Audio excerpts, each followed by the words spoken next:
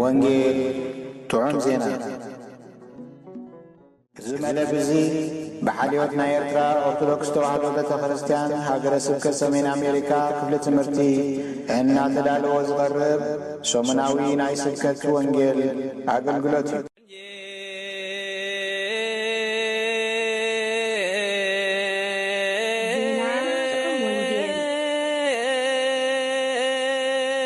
ዜና ጥዑም ወንጌል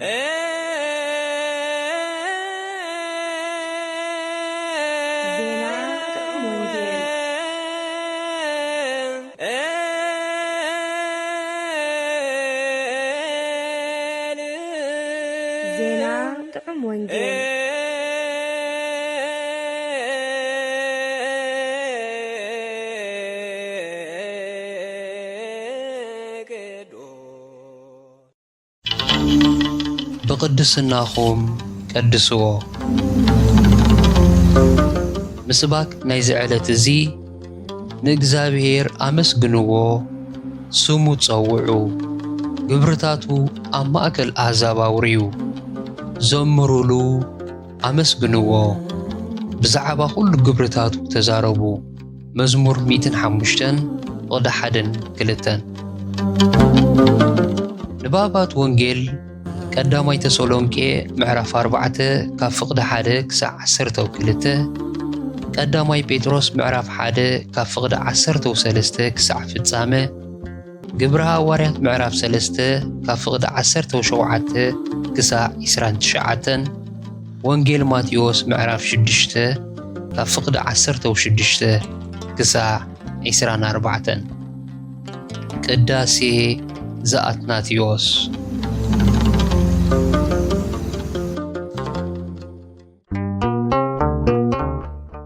بسم أبون ودن منفس قدسن حد أملاخ كمتم نأملاخ زي فولتو أحزاب بفتوة سقا أيتم مرحو كمتي أقدمنا زنقرناكمن دسمعنا لكمن نيزخول نقرات زي فدايحنا بعلو أملاخيو مخنياتو أملاخ برخصت زي كونه بقدسنا خنبري تصوعنا قدامي تسولونكي معرف 4 فقد 5 كساع 7 كالاي ترجم نملكت انه زعلت زي كالاي سنبت ناي زعابي ጾمي بمسرت سرعه قدست بيتي كريستياننا دما قدست يبحال اب حدا عامته جئز كلته ناي زمن قدست نوسان زمناتين زلوانا اتا قداميتي اتا ناي زمن نبيات قداميتي سنبتن سومنن مالت ካብ 13 ክሳብ 19 ሕዳር ክትከውን ከላ ካልእቲ ድማ እዛ ዘለና ቅንያት እያ ነዚ ዕለት እዚ ብቅዱስ ያሬድ ዝተዳለወ መዝሙር ሰንበት ግነዩ ለእግዚአብሔር ዘርእስቱ ኮይኑ ኣብ ማቴዎስ ምዕራፍ 6 ካብ ፍቅዲ 19 ክሳብ 21 ቆሎሴ 3 ካብ 1 ክሳብ 3 መዝሙር ዳዊት 105 ፍቅዲ 1-2 ወንጌል ማርቆስ ምዕራፍ 2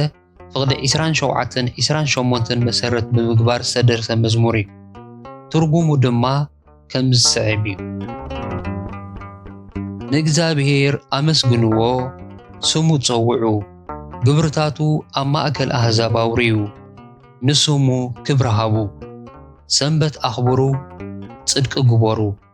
ብልዒ ኣብ ዘይበልዖ ሰራቂ ኣብ ዘይረኽቦ ኣብ ሰማያት መዝገብ ግበሩ ድልዋት ኮይንኩም ንበሩ ነቲ ክርስቶስ ዘለዎ ኣብ ላዕሊ ዘሎ ሕሰቡ ሰንበት ቅድስትያ ካብ ኩለን ዕለታት ሰንበት ተዓቢ ሰንበት ምእንቲ ሰብ ተፈጥረት ናይ ሰናብቲ ሰንበት ንደቂ ሰብ መድሃኒት እያ ጽዮን ቅድስትን ሰላማዊትን ከም መብራህቲ ካብ ርሑቕ ትርአይ ማለት ተንጸባረቕ እያ ቅድስት ተባሂላ ዘላ እዛ ንጾማ ዘለና ጾም እያ ካብዚ መዝሙርና ተገንዚምናያ ከም ዘለና ድማ ንሰንበትን ንኢየሩሳሌምን ማለት ንጽዮንን ቅድስቲ ኢልዎን ኣሎ ጾም ኣብ ቅድሚ እግዚአብሔር ቅዱስ ዝኸውን እቲ ዝጸውም ዘሎ ውልቀ ሰብን ህዝብን ብቅድስና ዝነብር ምስ ዝኸውን እዩ። ንርእስኻ ብሓጢአት እናተራኸስካን ንበይኑ ፈሊኻ ነቲ ጾምካ ቅዱስ ክትገብሮ ኣይከኣለን እዩ። ቃል እግዚአብሔር ካብ ክፍኣት ክፉእ ይወፅእ ከም ዝብል ቅዱስ ተግባር እውን ካብ ቅዱሳት ሰባት እዩ ዝወፅእ። እግዚአብሔር ንጾምና ክመዝኖ ከሎ ድማ ንትሕዝቶ ከስዕና ወይ እውን ንናይ ገጽና ወዝን ንናይ ስጋና ስብሕን ኣይኮነን ዝርኢ ነቲ ማሕበራውን መንፈሳውን ህይወትና ብምርኣዩ ንጾምና ዝቕበሎን ዝነጽጎን። እቲ ኣብ ትንቢት ኢሳያስ ምዕራፍ 58 ፍቕዲ 1 ክሳብ 12 ዘሎ እግዚአብሔር ብዛዕባ ጾም ናይ እስራኤል ዝተዛረቦ ቃል ነዚ ዝበልናዮ ሓቂ ዘረጋግጸልና እዩ። እቶም ጸወምቲ ብኸስዖኦምን ብስግኦምን ንጾሞም ክመዝንዎ ከለዉ እግዚአብሔር ግን ነቲ ኣብ ማሕበራዊ ህይወቶም ዝገበርዎ ግፍዕን ባእስን ክርክርን ይመዝን ነበረ። እታ ብመዓልቲ ጾምኩምሲ ተግባርኩም ኢኹም ትገብሩ ዘለኹም ትብል ቃል ጸገም ናይቶም ጾምቲ ኣበይ ምዃና ተብርሃልናያ። ንኣምላኽ ኢሉ ዝጸውም ሰብ ተግባር ኣምላኽ ክገብር እዩ ዝግብኦ። ተግባር ሰብ ዓመፅን ሓጢአትን እዩ። ተግባር ኣምላኽ ግን ጽድቅን ፍትሕን እዩ። ብዘይ ተግባር ኣምላኽ ዝግበር ጾም ናይ ስጋ ናይ ከስዕ ጸወታ እምበር ምስ ጾም ክስራዕ ፍጹም ዘይገቦ እዩ። ነቲ ገባሪኡን ነቶም ዝዕዘብዎ ሰባትን ይጥብሮም ይኸውን እምበር ንኣምላኽ ኣይምስጦን እዩ። ህዝቢ ነነዌ ንኣምላኽ ዘይፈልጥ ጣዖታት ዘምልኽ ኣረማዊ ህዝቢ እዩ ዝነበረ። እግዚአብሔር ከም ዝድምስሶም ብነቢዩ ዮናስ ገይሩ ዝተዛረቦም ግን ካብ ንጉስ ክሳዕ ተራ ሰብ፣ ካብ ሽማግለ ክሳዕ ህፃን፣ ካብ ሰብ ክሳዕ እንስሳ ጾሙ። ሰቡን እንስሱን ናብ እግዚአብሔር ኣዕበለ። እቲ ንጉስን መኳንንቱን ነዚ ጾም እዚ ክእውጁ ከለዉ ምስጢር ናይ ዕውት ጾም እንታይ ምዃኑ መንፈስ ቅዱስ ስለ ዝገለጸሎም ነፍሲ ወከፍ ሰብ ከዓ ካብ እኩይ መገዱን ካብቲ ኣብ ኢዱ ዘሎ ዓመፅን ብንስሓ ይመለስ ኢሎም ኣወጁ። ዮናስ 3:8 ብድሕሪ እዚ እግዚአብሔር ንምንታይ ንጾሞም ከም ዝተቐበሎን ምሕረት ከም ዝሃበን ኣምላኽ ከዓ ካብ እኩይ መገዶም ከም ዝተመልሱ ግብሮም ረኣየ። ኣምላኽ እውን ነቲ ኸውርደሎም ኢሉ ዝኣዘዞ መዓት ተጣዕሰሉ ኣይገበሮን ከዓ ብዝብል ቃል ተገሊጹልና ኣሎ። ትንቢት ዮናስ ምዕራፍ 3:10 ካብዚ ዝበልጽ ናይ ጾም ግብራዊ መግለጺ ክንረክብ ፈጺምካ ዘይሕሰብ እዩ። ጾም ዝቕደስ በቲ ነዘውትሮ ግብርን ንነብሮ ናብራን እምበር ብኽብደት ናይ ጥሜትናን ብምሕሳእ ናይ ሰብነትናን ኣይኮነን። ስለዚ ኣብ ኩሉ ማሕበራዊ ዝምድናታትና ኣብ ዓይኒ እግዚአብሔር ብኽብሪ ዝጥመት ህይወትን ናብራን ከም ዘሎና ክነረጋግጽ ይግባእ። ጾምና ናብ እግዚአብሔር ንምብጻሕ ዝሕግዘና መንፈሳዊ ጥበብ እምበር ንርእሱ ሸቶ ወይ ዕላማ ኣይኮነን። ዕውት ጾም ንጸውም ምህላውናን ዘይምህላውናን ክንረጋግጽ ምዝንደሊ ነቲ ናይ ህይወትና መንፈሳዊ ፍረይና ንፍትሽ። እናሓጣእካ ምስ ርኽሰት ምጻም ድርብ ወፅዓ እዩ። ስለዚ በካይዳና ንጾምና ቅዱስን ቅቡልን ንግበሮ። ነዚ ጎይታናን ኩሎም ቅዱሳንን ዝተዓወተሉ ክቡር ናይ ጾም ስነ ምግባር ኣባና በፂሑ ከይሓስር ኣብ ክንዲ ምሕረት መዓት ከይወልደልና ንኽብሩ ብዝምጥን ኣገባብ ንፈጽሞ። ናይ ዝዕለት እዚ ኣርእስትናን ትምህርትናን ካብቲ ናይ ቀዳማይ ተሰሎንቄ ምዕራፍ 4 ካብ ፍቕዲ 1 ክሳብ 12 ንባብና ዝተወስደ እዩ። ሰብሲ ከመይ ገይሩ እዩ ንኣምላኽ ዝቕድሶ? ብመሰረቱ ኸ ንእግዚአብሔር ክቕደስ የድልዮ ድዩ? ብርግጽ እግዚአብሔር ብቅዱስንኡ ኣበር ዘይወጽኦ ፍጹም እዩ። ብቅዱስንኡ ክዳረጎን ክመዓራርዮን ዝኽእል ሓደ እኳ የልቦን። ቅዱስንኡ ይትረፍ ክብጻሕ ክትርዶን ክትገልጾን እውን ዝከኣል ኣይኮነን። ካልእ ቅዱስ ክበሃል ዝኽእል ፍጥረት እንተልዩ እግዚአብሔር ዝቐደሶን ካብ ቅድስና ኣምላኽ ዝተማቐለን ጥራሕ እዩ። ድሕሪ ኣምላኽ እቲ ዝለዓለ ናይ ፍጡራት ቅድስና ክህልዎም ዝኽእል እቶም ኣብ ቅድሚ ዝፋኑ ቆይሞም ብዘይ ምቁራጽ ለይትን መዓልትን ቅዱስ ቅዱስ ቅዱስ እናበሉ ክውድስዎን ከኽብርዎን ዝነብሩ ኪሩቤልን ሱራፊኤልን እዮም። ብንጽል ኪሩብ ሱራፊም ክበሃሉ ከለዉ ብብዙሕ ድማ ሱራፊኤል ኪሩቤል እዮም ዝበሃሉ። መጽሓፍ ቅዱስና 6 ኣኽናፍ ከም ዘለዎም እዩ ዝነግረና። ኣብ ቅድሚ ቅዱስንኡ ክቆሙ ስለ ዘይክእሉ በቲ ክልተ ክንፊ ገጾም በትኽልተ ክንፊ ድማ ኣእጋሮም ሸፊኖም እዮም ዝውድሱን ዘገልግሉን። ስለዚ ቅድስና ኣምላኽ እምብዛ ፍጹም ካብ ምዃኑ ዝተለዓለ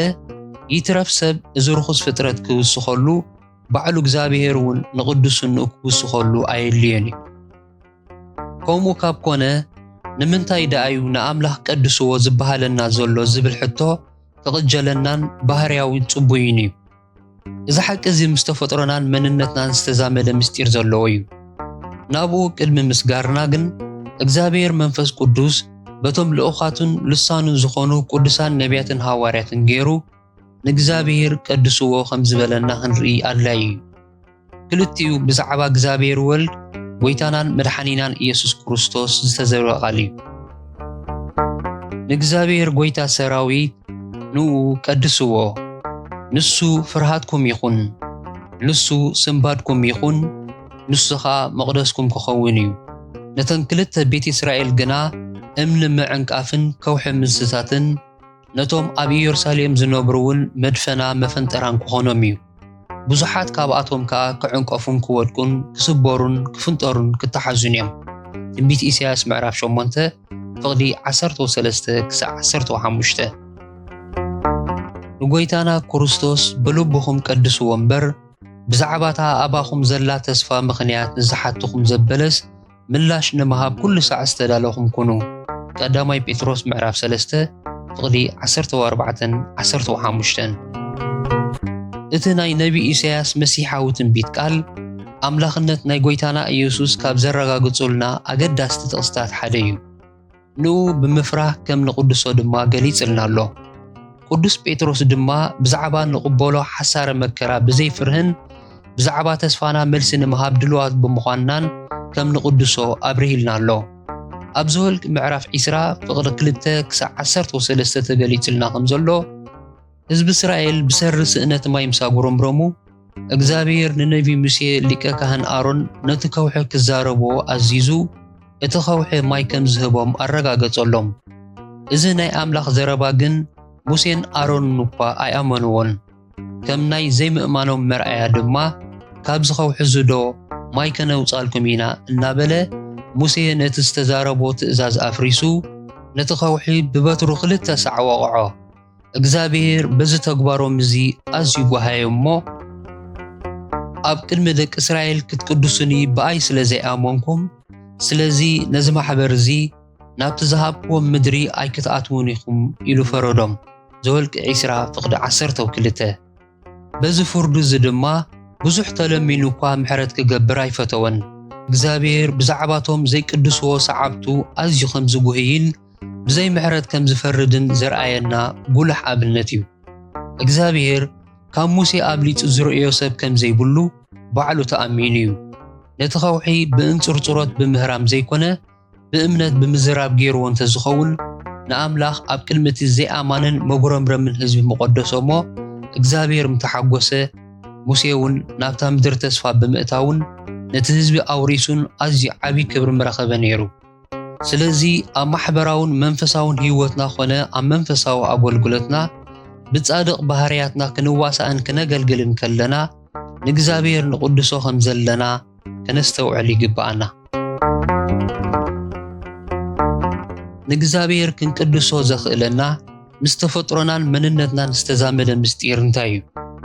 ምልስ ኢልና ናብቲ ዝተፈጠርናሉ ዘመን እንተሪኢና ሰብ ብመልክዕን ምስልን ናይ ኣምላኽ ከም ዝተፈጠረ ኢና ንግንዘብ። እዚ ክብሪ እዚ ንወዲ ሰብ ጥራሕ ዝተዋህበ ፍሉይ ትዕድልቲ እዩ። ቅዱሳን ጽሑፋት ከም ዘረጋግጹልና መላእኽቲ እኳ ነዚ ክብሪ እዚ ኣይተዓደልዎን። ብሓጢኣት ምስ ወደቕናን ካብኡ ምስ ረሓቕናን በቲ ሓደ ወዱ ገይሩ ንኸድሕነና ዝፈቐደሉ መሰረታዊ ምኽንያት ድማ እዚ ፍሉይ ትዕድልቲ እዩ። ንዝወደቑ መላእኽቲ ዘየልዓለስ ንኣና ንዝወደቕና ደቂ ኣዳም ግና ከልዕለና ፈቐደ። ነዚ ንምግባር ድማ ከምቲ ካብ መልክዑን ምስሉን ዘካፈለና እቲ መድሓኒ ወዱ ስጋና ብምልባስ ንዓና ከም ዝመስል ብምግባር ነቲ ምምስሳልና ዕፅፍን ድርብን ገበሮ። ስለዚ ሰብ እቲ ኣብ ምድሪ ዝተጋህደን ንኣምላኽ ዝውክልን እንኮ ኣካል ኮነ። ኩሉ እቲ ተወራሲ ባህርያቱ ሂቡ ዝፈጠረና ብኹልንትናና ናይ ኣምላኽ ኣካል ኢና። ነቲ ዝወረስናዮ ባህርያት እንተፀባረቕና እቲ ዝገበርናዮ ንኣና ጥራሕ ዘይኮነ ንኣምላኽ ዝውክል እዩ ዝኸውን እንታ ሓጣና እውን ኣብ ገዛ ርእስና ጥራሕ ዘይኮነ ኣብ ልዕሊ ኣምላኽ ከይተረፈይና ንሓጥእ ስለዚ ኩሉ ቁኑዕን ጻድቕን ተግባርና ንኣምላኽ ይቅድሶ ኩሉ ሓጥእ ባህሪን ተግባርናን ድማ ንኣምላኽ ናይ ምርካስ እኩይ ሃቐናን ተግባርን እዩ ምኽንያቱ በቲ ዘውረሰና ባህርያቱ ባዕሉ እግዚአብሔር ኣባና ኣሎ ንሕና ናይቲ ኣብ ሰማይ ዘሎ ኣምላኽ ምድራውያን ወኮልቲ ኢና ስለዚ በኣና ይኸብርን ይቅደስን ወይ ከዓ በኣና ይጽረፍን ይነዓቕን ማለት እዩ እዚ ከዓ ኣብ ዘሎ መጽሓፍ ቅዱስ ብተደጋጋሚ ዝተረጋገጸ እዩ እምበኣርሲ ኣታ ንኻልእ እትምህር ንርእስኻ ኣይትመሃርን ዲኻ ኣታ ኣይትስረቑ ኢልካ ትሰብኽ ባዕልኻ ዶ ትሰርቕ ንስኻ ኣይትዘሙ ትብል ባዕልኻ ዶ ትዝሙ ከምቲ ብሰርኹም ስም ኣምላኽ ኣብ ማእኸል ኣሕዛብ ይጽረፍ እዩ ዝብል ተጻሒፉ ዘሎ ኣታ ብሕጊ ትምካሕ ሕጊ ብምፍራስካ ዶ ንኣምላኽ ተሕስሮ ኣለኻ ሮሜ ምዕራፍ 2 ፍቕዲ 21 ክሳዕ 24 ንእስራኤላውያን ብስሪ ሓጢኣቶም ነድሪ ቁጥዓ ይከዓኹሎም ናብ ማእከል ህዝብታት ዘረኽቦም ናብ ሃገራት ከዓ ፋሕ ኣበልክዎም ኣብቲ ዝኣተውዎ ሃገራት ዘለዉ ኩሎም ኣሕዛብ እዚኣቶም ያይ ህዝቢ እግዚኣብሔር እዮም ግናኸ ካብታ ዓዲ ክወፁ ተፈርዱ በልዎም በዚ ከምዚ ከዓ ንቅዱስ ስመይ ኣርከስዎ እስራኤላውያን ኣብ ዝኣተውዎ ኩሉ ሃገር ንቅዱስ ስመይ ስለ ዘርከስዎ ብዛዕባ ቅዱስ ስመይ ከም ዝግደሱ ገበሩኒ ነቲ ንስኻትኩም ኣብ ማእከል ኣሕዛብ ዘርከስኩሞ ዓብ ስመይ ቅዱስ ከም ዝኸውን ንህዛብ ምስ ኣርኣኽዎም ኣነ እግዚኣብሔር ምዃነይ ክፈልጡ እዮም ብኣኻትኩም ገይረ ኣነ ቅዱስ ምዃነይ ንህዛብ ከርእዮም እየ ሕዝቅኤል ምዕራፍ 36 ፍቕዲ 18 ክሳዕ 23 ካልኣይ ትርጉም ካብቲ ብዙሕ ኣብነታት ንዝሓቂ ንምብራህ እዚ ጥቕስታት እዚ እኹልን ስእላውን ክበሃል ይከኣል እዩ ኣብቲ ሰባት ዝገብሮ ኣበሳ እግዚኣብሔር ኢድ ዘይብሉ ንጹህ ክንሱ ዝጽረፈሉ ስሙ ዝረኽሰሉ ምኽንያት ብምኽንያት እቲ ካብኡ ዝወረስናዮ መልክዕን ምስልን ምስኡ ኣካልነት ስለ ዘሎና እዩ ንሕና ናይ ኣምላኽ ባህሪን ግብርን ኣብዛ ናይ ሓጢኣት ዓለም እዚኣ ብምንጽበራቕ ንኡ ከነኽብር ዝተፈጠርና ኢና ስለዚ ድማ እንተበላዕኩም እንተሰተኹም ወይ ዝኾነ ይኹን እንተገበርኩም ንኽብሪ ኣምላኽ ግበርዎ ተባሂልና ተኣዚዝና ኣለና ቀዳማይ ቆሮንቶስ ምዕራፍ 10 ፍቕዲ 31 ዝኾነ ነገር እንተገበርና ንኣና ንበይንና ጥራሕ ዘይኮነ ብቐጥታ ንእግዚኣብሔር ዝምልከትን ዝጸልውን ምዃኑ ክነስተውዕል ይግባእ ብቅድስና ክንመላለስ ከለና ኣብዛ ረኽስቲ ናይ ሓጢኣት ዓለም ኣብ ክንድኡ ኮይንና ቅድስና ኣምላኽ ነንጸባርቕ ኣለና ብኣንጻሩ ብርክሰት ክንመላለስ ከለና ድማ እግዚአብሔር ርኹስ ምዃኑ ብግብርና ብምግላጽ ዘይናቱ ባህሪ ሂብና ነዋርዶን ንሕስሮን ማለት እዩ ሓቂ ክንዛረብ ከለና ነቲ ናይ ኣምላኽ ሓቅነት ኣብዛ ናይ ሓሶት ዓለም ነንጸባርቆ ኣለና ሓሶት እንተተዛረብና ግን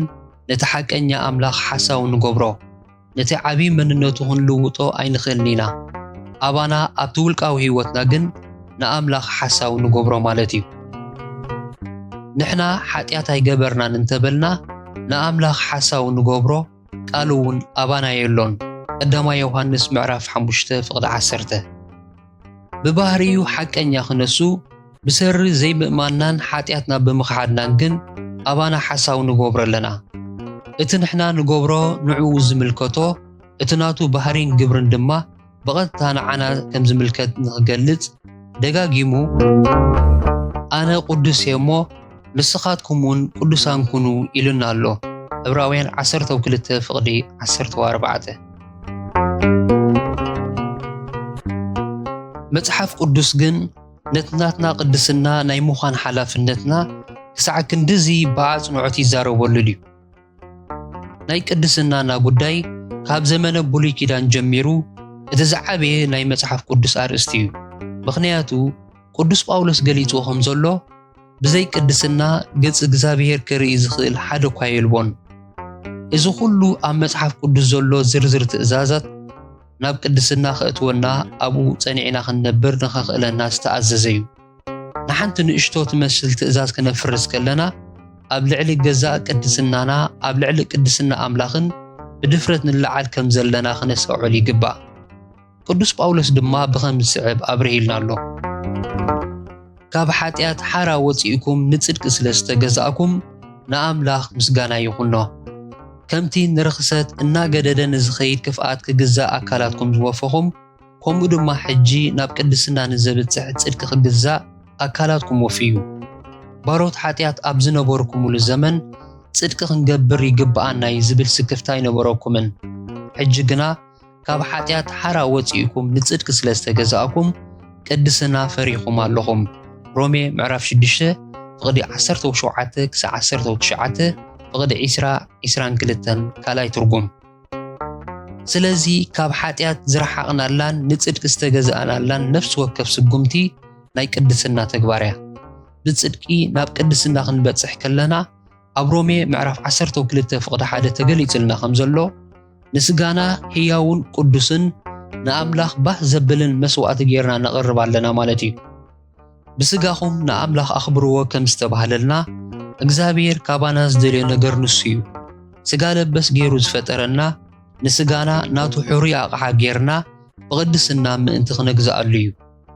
ነፍሲ ወከፍ ሓጥእ ስጉምቲ ድማ ንኣምላኽ በቲ ንኽብሩ ኢሉ ዝፈጠሮ ስጋና ከም ዝዋረድ ምግባር እዩ ቅድስና ንዝብል ኣርእስቲ መብዛሕትኡ ግዜ ምስ ዝሙትን ምንዝርናን ብሓፈሻ ምስ ፆታዊ ጉዳያት ጥራሕ ከም ዝዛመድ ጌርና ኢና ንርድኦ እዚ ድማ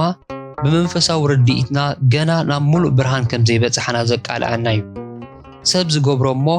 ንቅዱስኑ ዘይጎድእ ዝኾነ ይኹን ሓጢያት የለን ስለዚ ካብ ኩሉ ዓይነት ሓጢያት ድማ እምበር ካብ ፆታዊ ርክሰት ጥራሕ ምዕቃብ ቅድስና ከም ዘይኮነ ብንጹር ንፍለጥ እምበኣርከ